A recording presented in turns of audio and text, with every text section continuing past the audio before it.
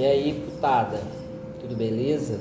Vamos voltar aí de onde paramos no vídeo de ontem, sobre essa questão da cisão do ser humano em dois ou até mais. Deixa o motoqueiro passar. E nós paramos ontem na leitura do livro do Nietzsche, justamente onde este livro aqui se encontra com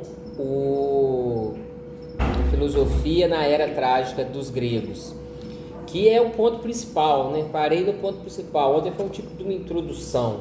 Então vamos lá, se você chegou aqui de paraquedas, está vendo a parte 2, veja a parte 1, que é o vídeo imediatamente anterior a esse vídeo que está sendo postado aqui agora, imediatamente anterior, beleza? Então vamos lá.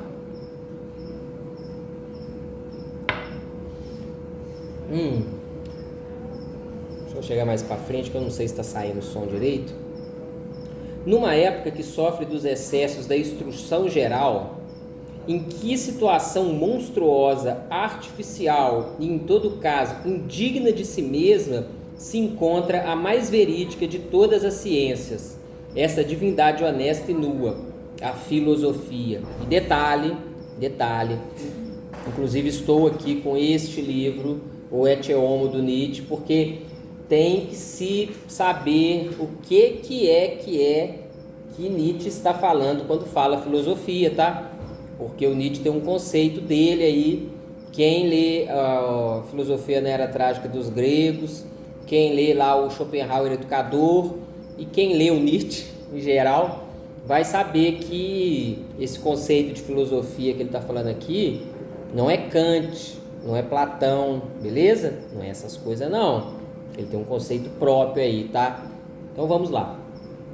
Em semelhante mundo de uniformidade exterior e forçada, ela, a filosofia, se torna o monólogo sábio do viajante solitário, presa do acaso do indivíduo, segredo de gabinete ou conversa pueril entre meninos e anciãos acadêmicos. Ou seja, ele está fazendo a distinção.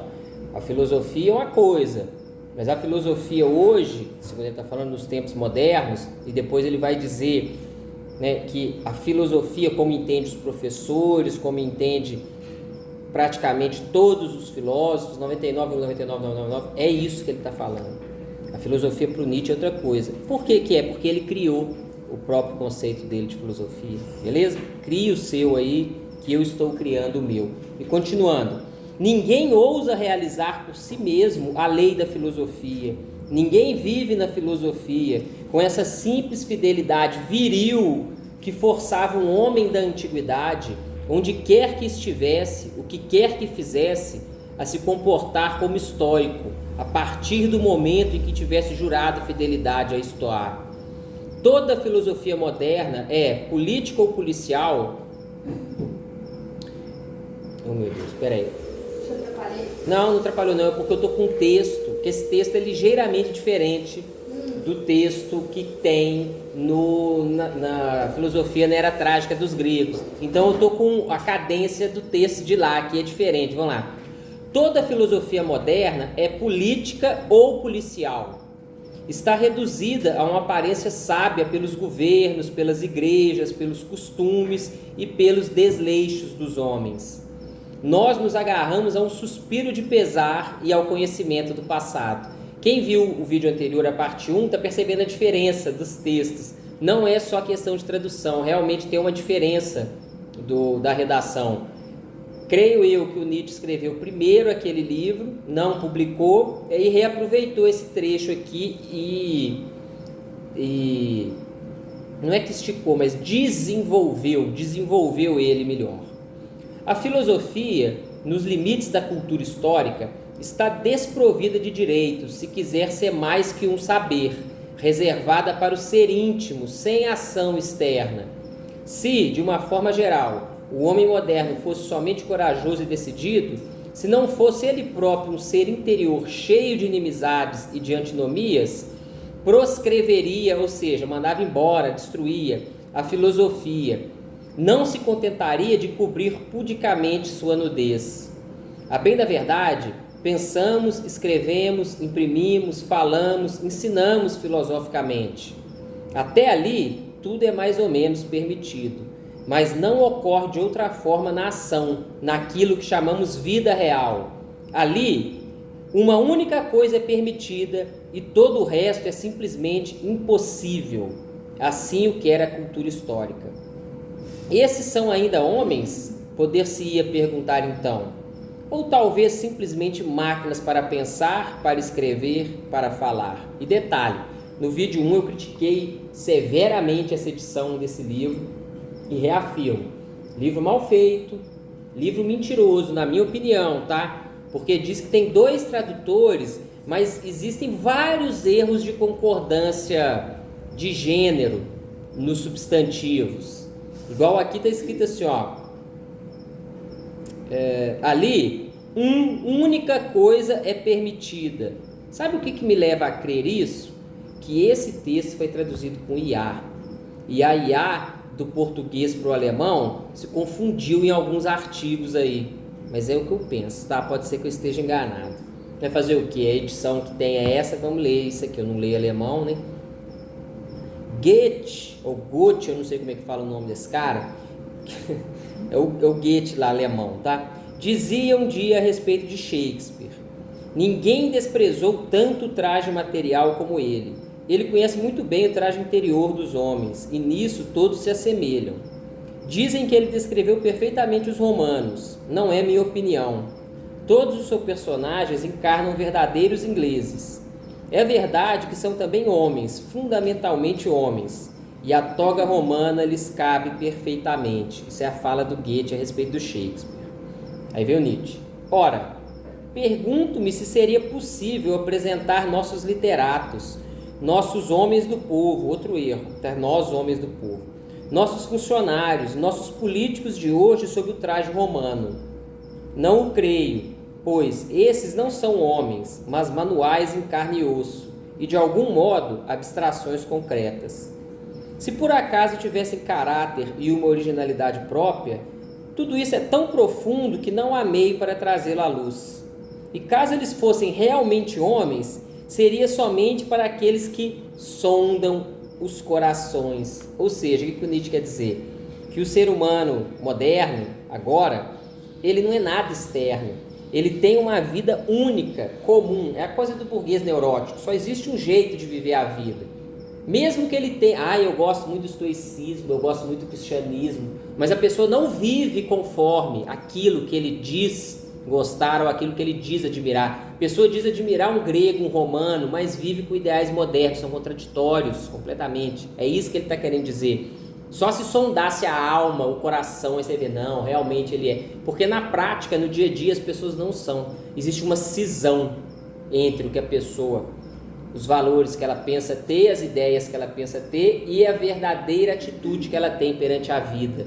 Não se une o que a pessoa tem como verdadeiro com a forma como ela vive a vida. Dei o exemplo dos cristãos aí. Cristãos, vai na igreja, come hóstia, escuta o pastor, paga dízimo, mas na vida não vivem os valores cristãos. E, como eu disse, sintoma claro que a cisão foi naturalizada é que se você falar isso com as pessoas vão falar assim: mas você está doido, chanchado? A vida adulta é assim, você vai viver do jeito que você acha que é certo, você vai viver como é que é certo, isso não existe.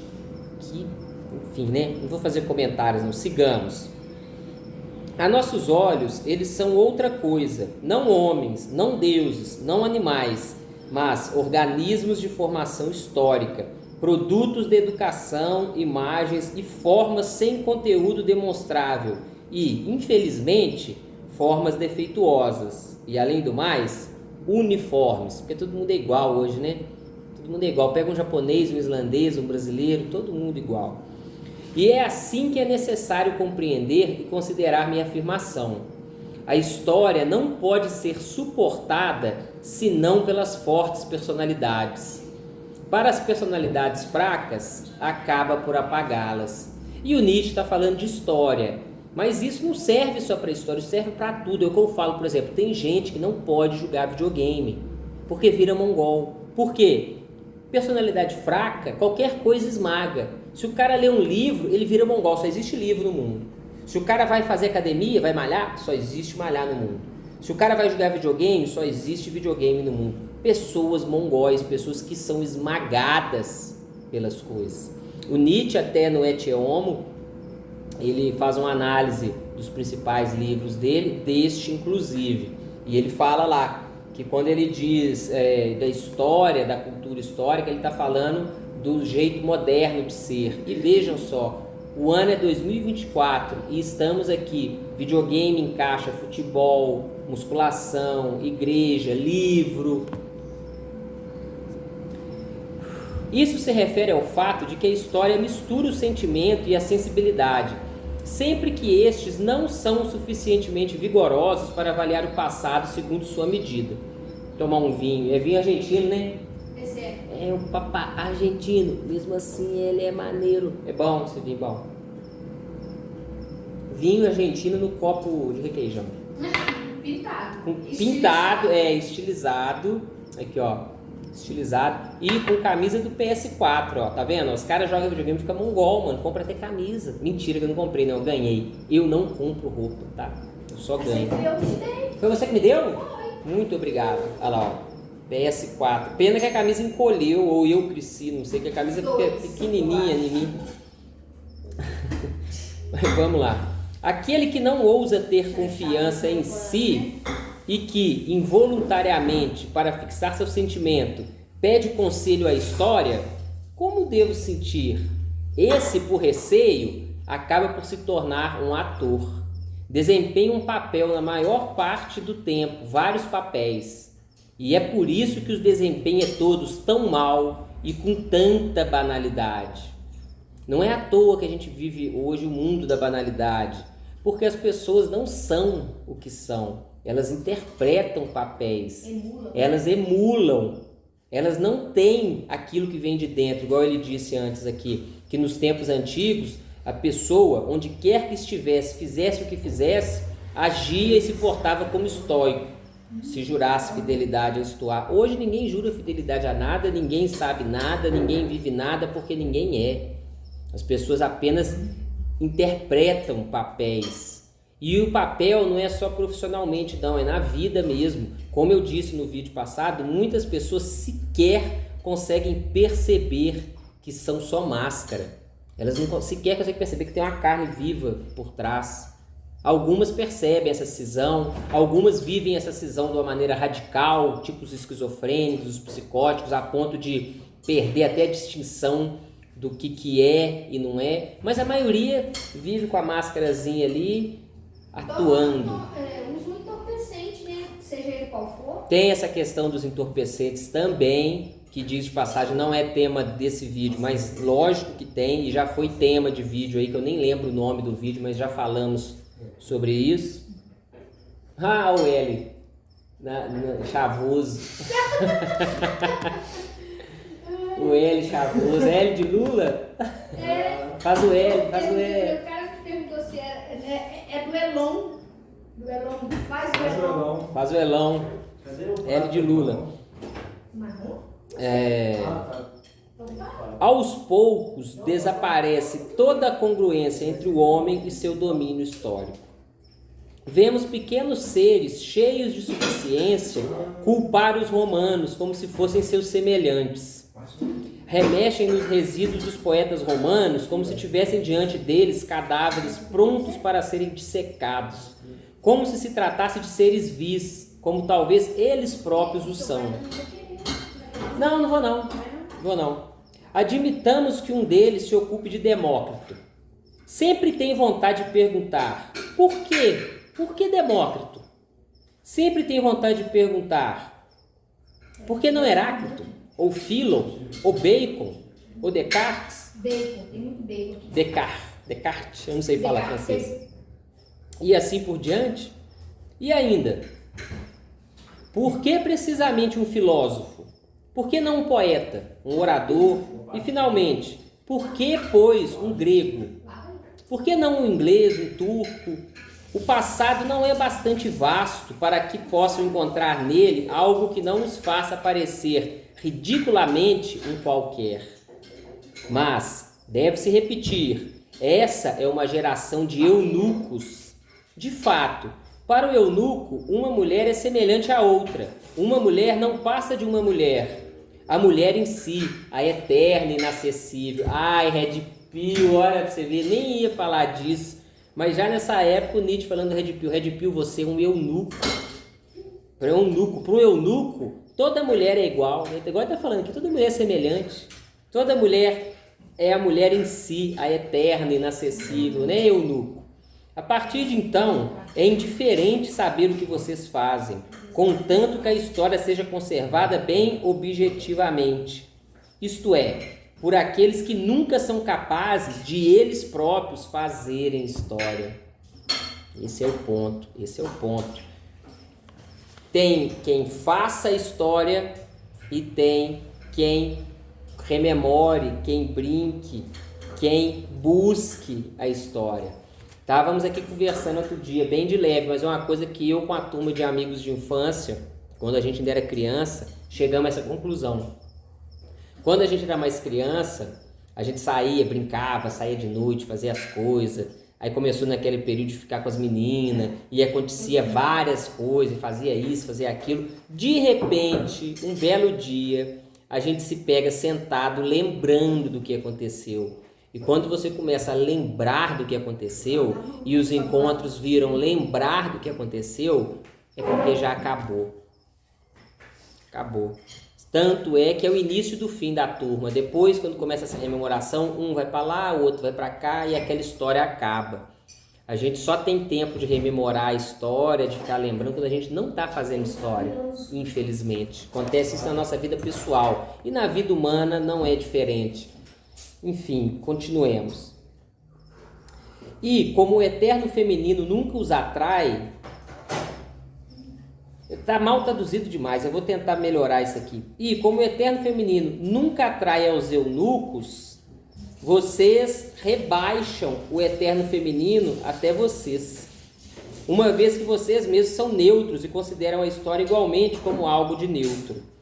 Não se deveria, contudo, acreditar que eu queira comparar seriamente a história ao eterno feminino. Faço questão de expressar claramente que a considero, pelo contrário, como o eterno masculino. Mas, para aqueles que estão penetrados de parte a outra de cultura histórica, é bastante indiferente que sejam um ou outro, pois eles próprios não são nem homens nem mulheres, nem mesmo andrógenos, mas são, ainda e sempre, neutros, ou, para me exprimir de uma forma mais culta, os externos objetivos. O que o Nietzsche está querendo dizer aqui, na esteira do que ele já veio dizendo no Nascimento da Tragédia? Ele quer dizer que não existe ser objetivo, não existe objetividade, não existe neutralidade. Só é objetivo, aliás, só busca o objetivo e o neutro, só é objetivo e neutro quem não tem nada para exprimir. É isso que ele quer dizer. A objetividade não é uma virtude, a objetividade é uma incapacidade de ser si mesmo. É isso que ele está querendo dizer. Porque todo ser existente, todo ser na natureza, na existência, que seja todo ser humano, ele tem uma posição, ele tem um sim e tem um não. Não existe objetividade. Quem é objetivo é porque não tem nem sim nem não, é porque não tem nada a oferecer. E ele está querendo dizer que a nossa época é assim, porque nós vivemos exatamente a mesma época do Nietzsche. Digo mais, o Nietzsche foi um visionário, porque quando ninguém questionava nada, ele conseguiu enxergar aquilo que hoje a gente está vivendo, e vivendo as consequências e vivendo de forma mais clara. Tanto é que quanto mais o tempo passa, mais e mais pessoas comuns, quando se deparam com essas questões, têm as mesmas conclusões. Vou dar um exemplo claro, Bukowski, se foi ler Nietzsche, já era velho, mas ele já sabia as coisas que o Nietzsche falava, tal qual eu já sabia, Clarice já sabia, algumas pessoas sabiam antes de ler. A gente lê isso aqui, não é para aprender, a gente lê isso aqui para dar nome para uma coisa que a gente já tinha e não sabia expressar. E que essas pessoas, esses poetas, esses grandes criadores têm essa capacidade de expressar aquilo que a gente nem nome sabe dar. Esse é o ponto. Mas continuando a leitura, né? Nada mais age sobre as personalidades quando as tivermos desse modo apagado. até fazer desaparecer delas para sempre o sujeito, ou, como se diz, até as termos assim reduzido à objetividade. Se acontecer algo de bom e de justo, ação, poema, música, imediatamente o homem instruído e vazio olha para além da obra e se informa das particularidades que há na história do autor. Aqui ele vai falar sobre essa questão de leitura e ele tem muita razão, cara, muita razão. Uma coisa é você ler um poema do Bukowski, tipo O Gênio da Multidão. Você lê o poema O Gênio da Multidão e você sente, você fala assim, caramba, cara, o cara resumiu tudo que o Nietzsche diz de ressentimento, de gentalha, de cristianismo, o Bukowski falou num poema. Você fala assim, caralho, puta. Aquele que não tem capacidade de sentir isso, de duas uma, ou ele vê e acha aquilo uma bosta, um lixo, não entende, igual acontece com Nietzsche, diga-se de passagem, ou se ele percebe que tem alguma grandeza, mas ele não consegue sentir, a forma dele lidar com essa grandeza é o Bukowski é um escritor americano, norte-americano, que viveu dos anos tal a tal. Este poema, Gênio da Multidão, reflete as angústias do pós-guerra americano, quando a Guerra Fria, do atômico, não sei o quê. E fode com o poema, cara. Fudeu, acabou. Já não é poema do Bukowski mais, é uma outra coisa, ridícula e esdrúxula, que inclusive existe professores para ensinar isso, que chama professor de literatura, né? Olha a diferença de você ler um livro de literatura, igual você está sentado, toma uma pinga aqui, lê um Manuel de Barros, um Guimarães Rosa, um Graciliano Ramos, um Bukowski, você, caramba, puta que pariu, é isso, cara. E outra você lê Guimarães Rosa, escritor mineiro, não sei o quê, é disso que ele está falando, que ele está falando de leitura aqui em específico, mas isso serve como base para tudo na vida. É igualzinho sexo. Sexo, o que é? É o toque, é o cheiro, é o tom da voz, é o jeito que mexe o cabelo, é isso. Aí vem o pick-up artista e fala, olha, tem que fazer isso, é o feromônio, onde você mexe aqui. Entendeu a diferença? Aqui é para quem intui, quem adivinha, não é para quem deduz. A existência dedutiva, ela vai só até aqui, ó, um pedacinho. E um pedacinho falso, mentiroso. Um pedacinho que equivale coisas que são diferentes. Um pedacinho que mediocriza para que se consiga com mais pessoas compreender. Tão medíocre a ponto de que uma pessoa que nunca vivenciou aquilo consegue compreender. Compreender, não sentir. Né? Então vamos embora. Deixa eu continuar lendo, senão não acaba nunca. Você não quer mesmo? Quero não, pode comer.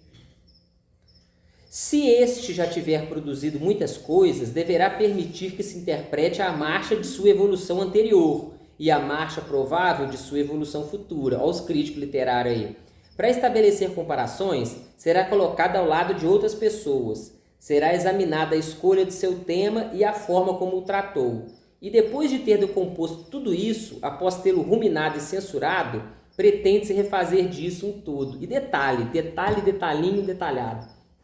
Outro dia eu fiz um vídeo aí falando que o lugar do Nietzsche não é na escola e nem em texto científico. Eu não tinha lido esse texto aqui ainda antes, esse aqui eu nunca li na minha vida, primeira vez que eu estou lendo.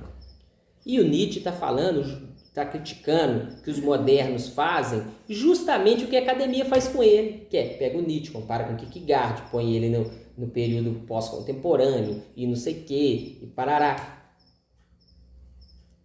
Tá vendo? Eu não precisei ler para saber isso, cara. Eu não precisei ler para saber, eu já sabia. Porque esse saber é um saber dedutivo. Dedutivo não, intuitivo. É um saber que você sente, cara. Eu já sabia, não precisava ler. Tá vendo o que eu tô falando? Agora ele tá aqui falando a mesma coisa que eu falei. Que coisa, não? Que coisa, não? Aconteça o que acontecer, ou pareça o que parecer, mesmo que fosse a coisa mais surpreendente, o exército dos historiadores neutros está sempre a postos, pronto para perscrutar o autor de longe, ou seja, pronto para investigar, futicar, espizinhar, ver o interior do autor de longe. Em seguida, sou um eco, mas é sempre sobre a forma de crítica. quando há bem pouco tempo o criticador não pensava sequer em sonho na possibilidade do acontecimento que ora censura. Nunca se produz um efeito, mas ainda é sempre uma crítica. E a própria crítica é desprovida de efeito, pois só se traduz por novas críticas. Ou seja, para fazer um paralelo, é o que acontece com o ensino acadêmico. O ensino acadêmico de filosofia, o ensino acadêmico de Nietzsche, jamais causa uma mudança concreta na vida de uma pessoa. A pessoa vai escrever tese de doutorado sobre o Zaratustra. Ela começa lendo Zaratustra, escreve sobre a tese, defende a tese, é aprovado, vira doutor, e a vida dela continua a mesma de antes como depois. É simplesmente um produzir um texto que depois vai virar um outro texto, que depois vai virar um outro texto, e depois outro texto. E a vida das pessoas que passam por isso passa incólume, não muda em absolutamente nada.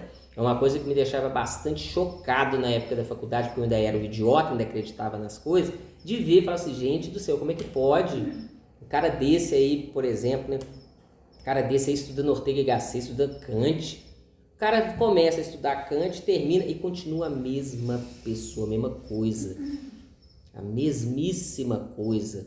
É simplesmente um escrever um texto e bola para frente. Perdeu-se essa coisa vital. É só uma casca, só uma mentira. Convencionou-se considerar um grande número de críticos como um efeito produzido. Um pequeno número ou a ausência completa de críticos, ao contrário, como um insucesso.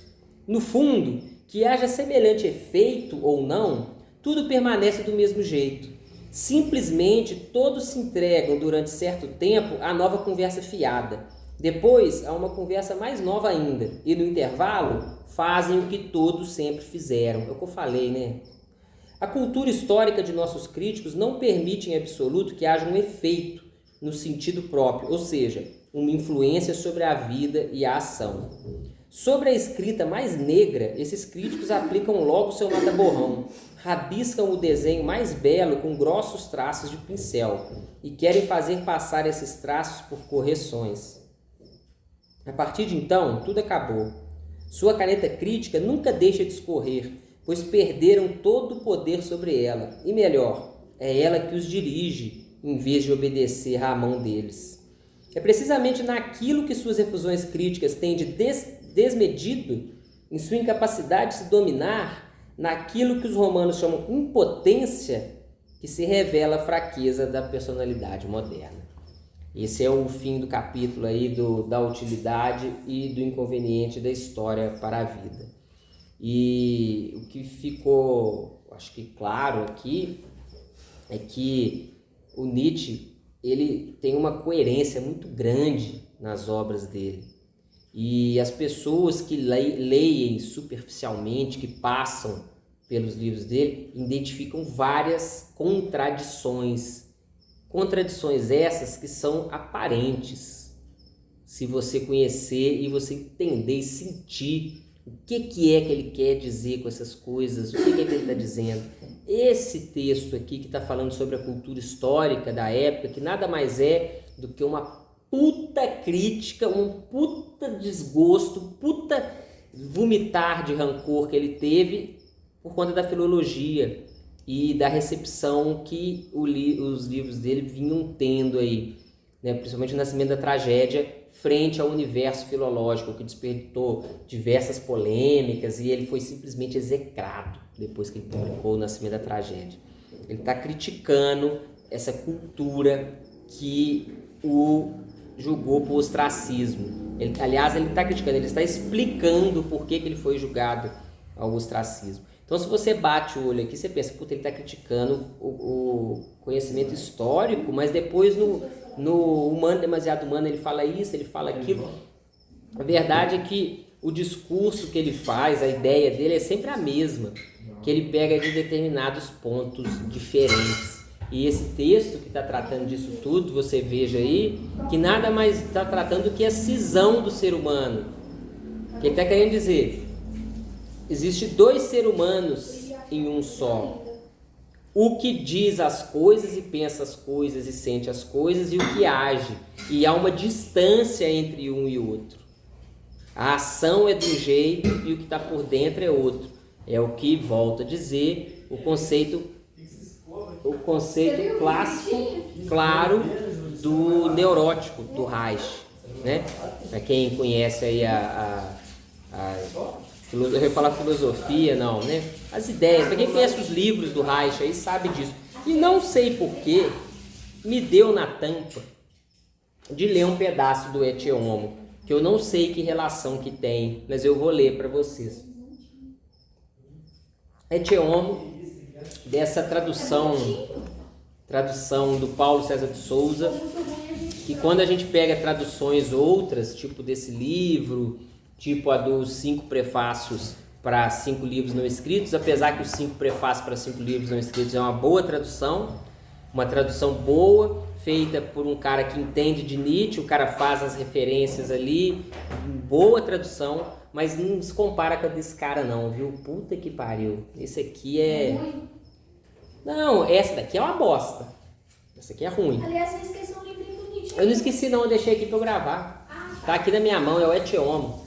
Agora, a do Paulo César de Souza, cara, isso aqui é inigualável, mano. Nossa senhora, eu tava caçando uma coisa que eu falei com Clarice, que eu queria citar para ela, não encontrei, não lembro de que livro que é, eu achei que era do Ecce Homo, não é. Pensei que fosse do caso Wagner, não é. Mas nessa de eu caçar, eu achei por acaso, um trechinho aqui, que eu acho que tem a ver com o vídeo de hoje e quero trazer para vocês, apesar do que eu nem sei o que tem a ver. Vamos descobrir o que tem a ver? Porque me deu isso, vamos descobrir. Eu vou ler aqui, é pequenininho, não é grandão não, tá? Porque esse outro era grandalhão, né? Por isso que eu dividi em 2 vezes, né? Porque haja goela para ficar lendo. É bem do comecinho do Ecce Homo, deixa eu ver de que capítulo que é, do prólogo. Vamos ouvir o Nietzsche. Esse livro aqui é foda demais, cara. É difícil a gente falar qual livro que a gente mais gosta. É difícil. Eu tenho para mim, repito, que pelo conjunto da obra, o Aurora é o mais legal, na minha opinião. Mas todos são legais. Esses que o Paulo César de Souza traduz, então para comprar todos, não tem um livro ruim, todos são bons. Mas esse Ecce Homo, eu acho que tá ali, ó. Tá pé a pé com a Aurora. Mas vamos lá. Quem sabe respirar o ar de meus escritos, sabe que é um ar das alturas, um ar forte. É preciso ser feito para ele, senão há o perigo nada pequeno de se resfriar. O gelo está próximo, a solidão é monstruosa, mas quão tranquilas banham-se as coisas na luz. Com que liberdade se respira, quantas coisas sente-se abaixo de si. Filosofia, tal como até agora entendi e vivi, é a vida voluntária no gelo e nos cumes. A busca de tudo que é estranho e questionável no existir, de tudo que a moral até agora baniu. Uma longa experiência trazida por tais andanças pelo proibido ensinou-me a considerar de modo bem diferente, sai mosquito, bem diferente do desejável, as razões pelas quais até agora se moralizou e se idealizou. A história oculta dos filósofos, a psicologia de seus grandes nomes surgiu-me às claras. Quanta verdade suporta, quanta verdade ousa um espírito? Cada vez mais tornou-se isto para mim a verdadeira medida de valor. Erro, a crença no ideal, não é cegueira, erro é covardia. Cada conquista, cada passo adiante no conhecimento é consequência da coragem, da dureza consigo, da limpeza consigo. Eu não refuto os ideais, apenas ponho luvas diante deles. Lançamo-nos ao proibido. Com este signo vencerá um dia minha filosofia, pois até agora proibiu-se sempre, em princípio, somente a verdade. Erro, vou repetir para ir embora. Eu ia falar, eu lembrei por que eu estou associando esse texto ao que eu li, mas eu não vou contar para vocês não, vocês adivinham aí, eu vou falar de novo. Erro, a crença no ideal, não é cegueira, erro é covardia. E aqui no Ecce Homo, se você não conhece os textos do Nietzsche, se você conhece, você vai saber por que ele está falando que erro é covardia. Mas se você não conhece, aqui no Ecce Homo, ele explica, ele faz um resumo, tá? Os últimos livros do Nietzsche, e esse daqui foi o último a ser publicado, quando foi publicado ele já estava morto, foi em 1908 que foi publicado. Esse daqui é um grande resumo, mas os outros também são. E aí? É isso que eu queria dizer para vocês aí. Eu poderia fazer uma parte 3 sobre o Reich, mas eu não vou. Já tem vários tempos que eu estou querendo fazer um texto, fazer uma ideia, uma reflexão sobre o Reich, mas eu estou muito focado no Nietzsche nesses últimos tempos, eu não vou perder o rumo não, beleza? Tchau.